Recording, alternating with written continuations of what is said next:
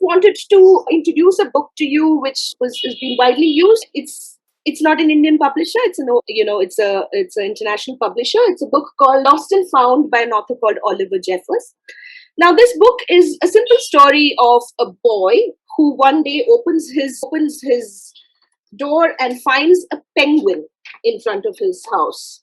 And at the door is a penguin.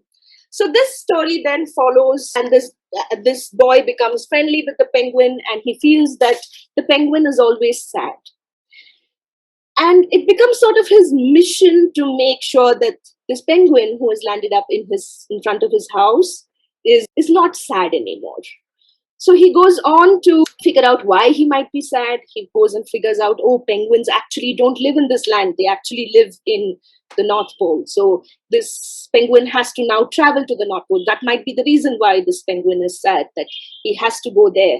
And that starts his journey to, figuring out how can he now rehabilitate back this new friend he's found, who doesn't speak to him, who doesn't talk, who's just sad, to go back to, where he belongs. And the story goes on. And at the end, of course, I'm not going to tell you what happens, but it's a story about longing, a story about sadness. It's a story about friendship. And it's a story about finding friends sometimes when you're lost, in strangers. So it's a beautiful story. And when you present a story or read a story like this to a child, what are some of the things that happens? And there lies the potential of picture books, I feel. Like, for example, with the story's protagonist, I'm sure many of us would have, at some point in our life, felt lost in a strange city or a street, or felt lonely, friendless. These are all places in the story that we can connect to. We are not a penguin. We don't belong to a North Pole.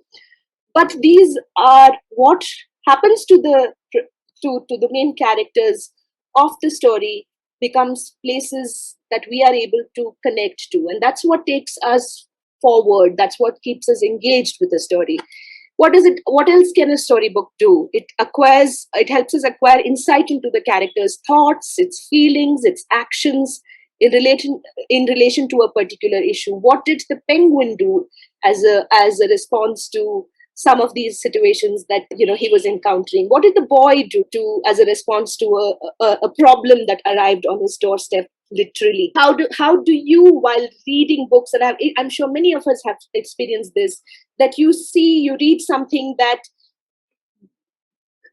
you are able to relate to so much that you feel that your feelings have been validated in some way. It's a cathartic experience, and that many times those things that you've not been able to express has now been expressed through a completely different character.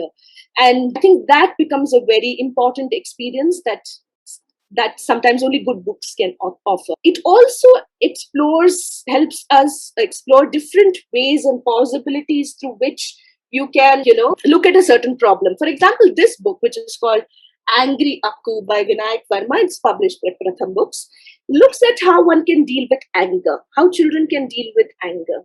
Many times the response that we see among many children, not all, is to react very physically or verbally, being very physically or verbally violent.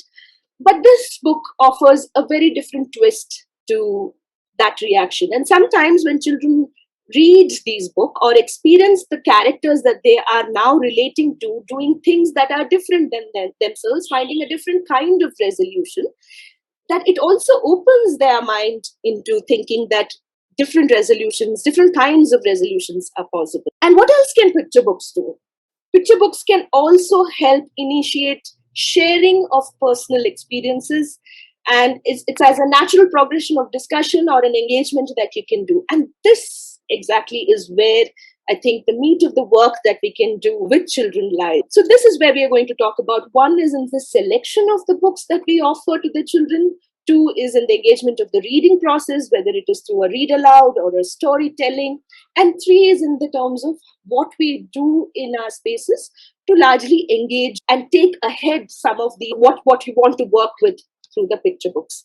And arts becomes a very important tool to take ahead these conversations, because many times when you're dealing with emotions, we are dealing with feelings that are difficult to express, or sometimes children don't know how it is expressed. In cultures like ours, some difficult feelings are like boys can't cry, boys cannot be afraid. I mean, showing off difficult emotions culturally, for in some cultures, can also is also discouraged. So many times it happens that the children are not used to showing certain emotions, and arts become a way to bridge that and help children express, articulate,